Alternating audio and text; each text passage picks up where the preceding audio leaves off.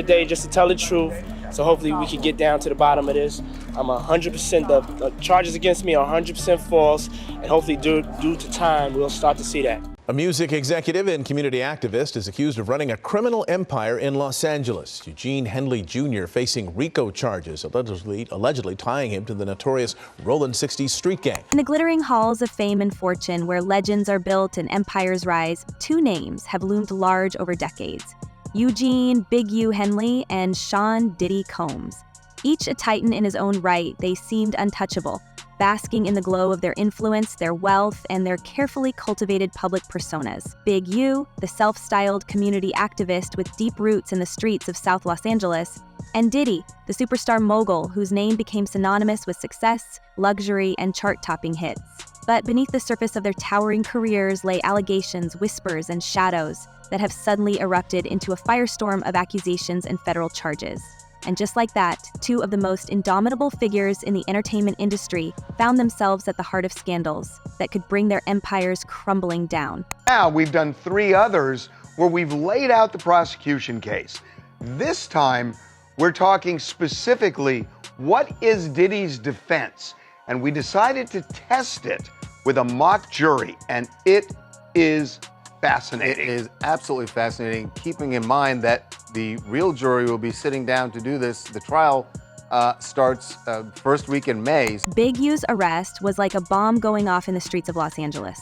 For years, he had paraded himself as a man who had left his past behind, trading gang affiliations for a higher purpose, helping at-risk youth escape the very life he once lived. His nonprofit organization, Developing Options, was lauded for its efforts to curb violence in South LA, with donations pouring in from celebrities, athletes, and even government programs. But when the FBI and other agencies came knocking, the narrative took a dark twist. Prosecutors painted a picture of a mafia-like criminal enterprise operating under the guise of community service. They alleged that Big U was no reformed man but a puppet master pulling the strings of a sprawling operation that thrived on fear, fraud, and manipulation. Music executive and alleged LA gang leader Eugene Henley Jr. is heading to trial. Last month, he was named in a 43-county federal indictment, and this afternoon, he pleaded not guilty during his arraignment. Prosecutors accuse Henley of running a criminal enterprise involving human trafficking, robbery, and extortion. They also say Henley, known as Big U, has ties to the notorious Rollin' 60s neighborhood Crips street gang. According to federal investigators, Big U's so-called enterprise wasn't just dabbling in petty schemes. It was a multi-pronged operation that ranged from extortion to sophisticated financial fraud. This wasn't some street-level hustle. This was calculated, coordinated, and deeply entrenched in the fabric of Los Angeles itself. Law enforcement accused Big U of using his ties to the Rollin' 60s neighborhood Crips, a gang he had been associated with since the 1980s, to intimidate business owners and celebrities alike. And if the accusations are to be believed, his nonprofit was little more than a front, a way to funnel money into his own pockets while keeping critics and investigators at bay. But what made Big U's case even more chilling were the whispers of violence woven into the charges. One of the most shocking allegations involved the demise of an aspiring musician, Sean Williams, who had been signed to Big U's music label. Prosecutors claim that in a move straight out of a crime drama, Big U personally dealt with the young artist after a dispute over a song. It's alleged that Williams had recorded a track that criticized Big U, a move that reportedly sealed his fate. The details are gruesome and the implications are haunting. Big U, the man who stood in front of cameras preaching peace and change, was now being accused of silencing a voice in the most brutal way imaginable. The federal government usually does not bring these types of charges unless they've done extensive investigation. It looks like he has been under investigation for several years. Meanwhile, across the country, Sean "Diddy" Combs, the man who built an empire on his charm and entrepreneurial genius, found himself facing a scandal of equally staggering proportions. The charges against him didn't just threaten to destroy his career, they threatened to rewrite his legacy entirely. For decades, Diddy had been the poster child of reinvention, a man who could turn anything he touched into gold. From launching Bad Boy Records to becoming a cultural icon, his name was synonymous with power. But the allegations that surfaced painted a very different picture, one of manipulation, control, and a pattern of behavior that, if proven true, would leave an indelible stain on his name. Diddy's charges stem from allegations that spanned years. claimed that he orchestrated a network of control that blurred the lines between business and something far more sinister. Federal authorities accused him of engaging in a complex scheme that exploited vulnerable individuals, all while maintaining the outward appearance of a respectable mogul. The charges included racketeering, fraud, and other allegations that suggested Diddy wasn't just operating in the gray areas of the law, he was allegedly building an empire on them. What made the situation even more alarming was the sheer breadth of the accusations. Investigators claimed that Diddy's actions weren't isolated incidents, but part of a larger pattern that stretched across years and state lines. And while the details were murky, the implications were clear. This wasn't just about money or fame, this was about power. Who had it, how they used it, and who paid the price for it. In her civil lawsuit, Cassie said that she was the victim of abuse, assault, and at the hands of Diddy. The public reception to these arrests was electric, a mix of disbelief, outrage, and morbid curiosity. For years, both Big U and Diddy had been larger-than-life figures, men who seemed to defy the odds and rise above their circumstances. Big U, the former gang member turned activist, and Diddy, the Harlem native who climbed his way to the top of the music world, were symbols of resilience and success. But now, their stories were being rewritten in real time, and the public was left to grapple with the idea that the men they had admired might not be the heroes they seemed. Social media exploded with reactions, theories, and debates. Some defended them, calling the charges a smear campaign orchestrated by jealous rivals or corrupt authorities. Others were quick to condemn, pointing to years of rumors and whisper campaigns as evidence that the truth was finally coming to light.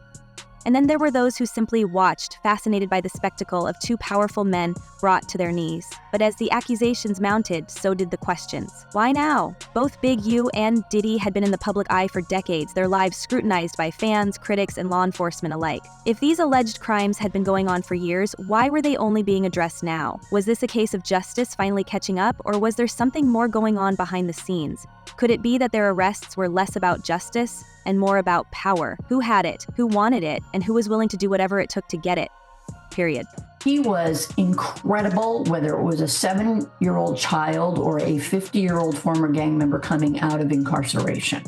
His ability to communicate and relate was excellent. If these charges are true, because they're still allegations, they are not a done deal, they're allegations. If they're true, then Eugene Henley was somebody who presented two faces to this world. The timing of their arrests only fueled the speculation. Within days of each other, two of the most influential figures in the industry were taken down in dramatic fashion. It felt almost too coincidental, as if someone somewhere had decided that their time was up. And while the charges against them were different in nature, the underlying themes were eerily similar: control, exploitation, and the abuse of power. As the cases unfolded, the parallels became impossible to ignore. Both men had cultivated images of success and respectability, using their influence to build empires that extended far beyond music. Both had faced allegations in the past, whispers that had never quite stuck, until now. And both were now accused of running operations that, if proven true, would reveal a level of corruption and criminality that was staggering in its scope. A US judge has ruled that the rapper and producer Sean "Diddy" Combs will stand trial on federal trafficking and racketeering charges in May. He'll be held in prison until then. Sean Combs has pleaded not guilty to charges that he used his business empire to transport women and male workers across state lines to take part in recorded performances. If convicted, he could face a life sentence. Yet even as the evidence mounted, there were still those who wondered if the full story was being told. In an industry as competitive and cutthroat as entertainment, enemies are easily made and alliances are often fragile. Could it be that Big U and Diddy had crossed the wrong people or refused to play by the unspoken rules of the game? And if so, what did that say about the industry as a whole? The deeper you dig, the more tangled the web becomes. For every allegation, there's a denial. For every rumor, there's a counter-narrative. And for every piece of evidence, there's a question about its authenticity, its context, and its implications. But one thing is clear: these cases are about more than just two men. They're about the systems that allowed them to rise, the secrets they kept, and the power they wielded.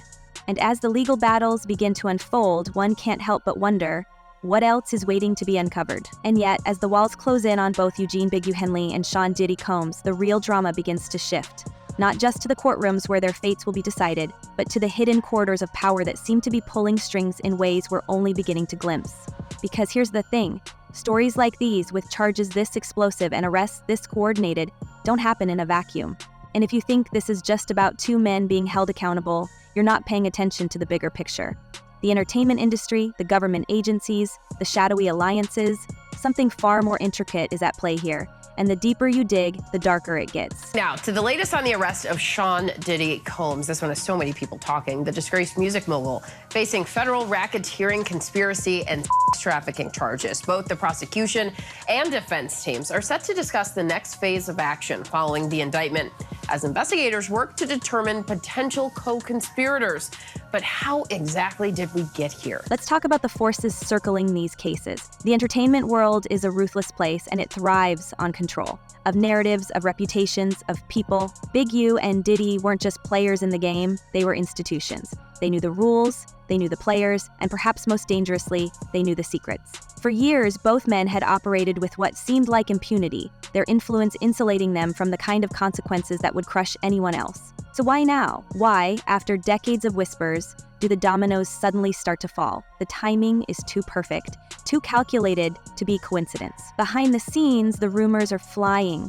Industry insiders are murmuring about deals gone wrong, power struggles that spilled out of boardrooms and backroom meetings, and alliances that may have turned to betrayals. Some are saying that Diddy's downfall began long before the charges hit the headlines, that he had been quietly alienating powerful allies for years. His aggressive business tactics, his refusal to play by certain unspoken rules, his tendency to dominate rather than collaborate, it's all being re-examined now in a new, unflattering light. And as for Big U, the story is even murkier. His alleged ties to underground networks, his supposed ability to navigate both the streets and the suites, may have made him invaluable to some, but a threat to others.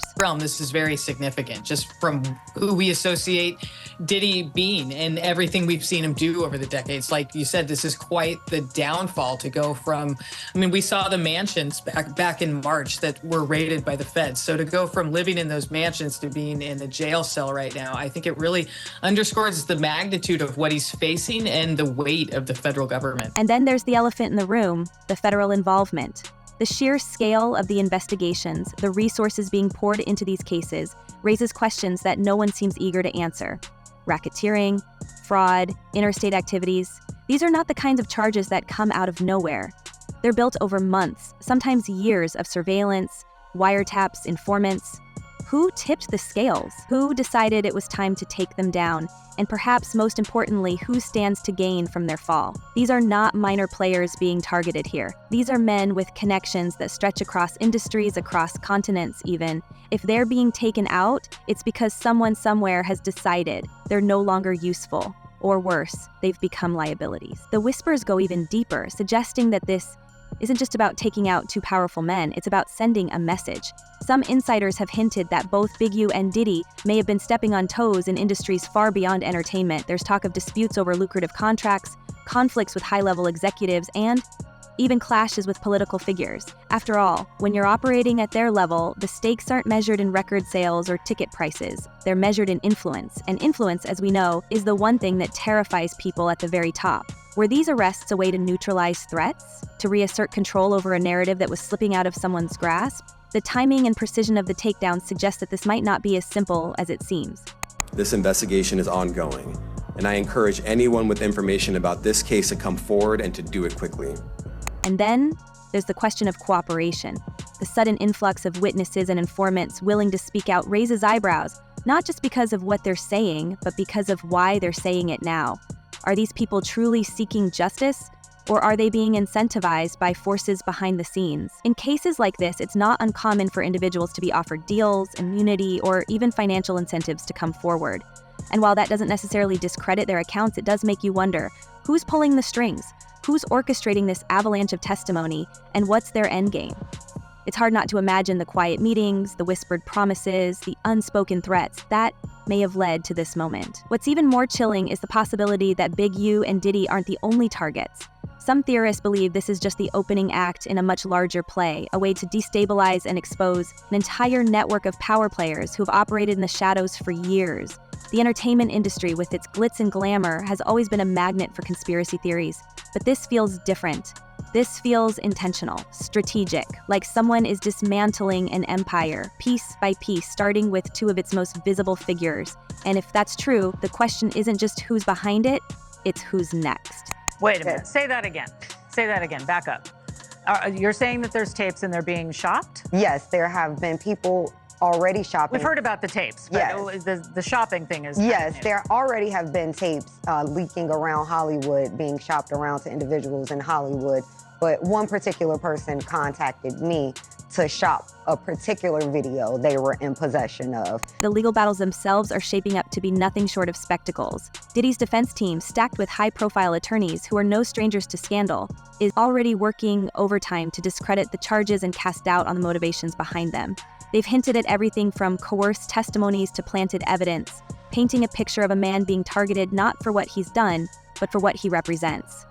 Big U, on the other hand, is leaning into his reputation as a community leader, portraying himself as a scapegoat in a system that has always sought to vilify men like him. But here's the thing, when you're facing allegations this severe, no amount of spin can erase the weight of the evidence. And from what's been made public so far, the evidence is damning. Consider the paper trail, the financial records, the seized communications. Investigators have reportedly uncovered everything from misappropriated funds to coded messages that suggest a level of coordination that's hard to explain away. And then there are the witnesses, individuals who have come forward with stories that, while unverified, are detailed enough to make your stomach turn. These aren't just accusations, they're narratives, complete with dates, locations, and corroborating details. If even a fraction of it holds up in court, the consequences will be monumental. He was responsible for Diddy's day-to-day life, so he is able to provide a lot of information about what that life was like. He goes into detail on extensive use. But it's not just the courts that matter here. Public opinion is a beast of its own, and in the age of social media, it moves faster than any legal proceeding ever could. Every new revelation, every leaked document or cryptic post fuels the fire. And let's be honest, this isn't just about justice, it's about spectacle. People aren't just watching to see what happens, they're watching to see how far it will go, how much dirt will be unearthed, and who else might get caught in the crossfire. Because let's face it, cases like these rarely stop with the first wave of arrests. The more investigators dig, the more names tend to surface. Already, there's speculation about who else might be implicated, from business partners to former collaborators to high-profile friends who might have known more than they let on. And that brings us to the most unsettling part of all, the possibility that this is just the tip of the iceberg. If the allegations against Big U and Diddy are even partially true, then what does that say about the systems that allowed them to operate for so long? What does it reveal about the entertainment industry, about the blurred lines between power and exploitation, about the culture of silence that protects the powerful at the expense of everyone else? These are questions that go far beyond the specifics of these cases. They cut to the very heart of an industry and a society that seems to thrive on its ability to look the other way. We have some major breaking news. Sean Diddy Combs has just filed a $100 million defamation lawsuit against NBC Universal for the making of Diddy, the making of a Bad Boy documentary. But here's the kicker. As messy and scandalous as it all seems, there's a part of this story that feels unfinished. Like we're still waiting for the other shoe to drop, because for all the headlines and accusations, there's something about this whole situation that doesn't quite add up. The timing, the coordination, the sheer scale of it all, it feels orchestrated, almost like a chess game where the real players are still hidden from view. So the question isn't just what happens to Big U and Diddy, it's what happens next. Who else will be pulled into the spotlight? What other secrets will come to light? And perhaps most importantly, who's really calling the shots here? Let us know what you think down below. Are we witnessing justice being served, or is this something far more calculated? Is this the end of an era, or just the beginning of an even bigger scandal? Drop your thoughts in the comments, and we'll see you in the next one. You're not going to want to miss what's coming.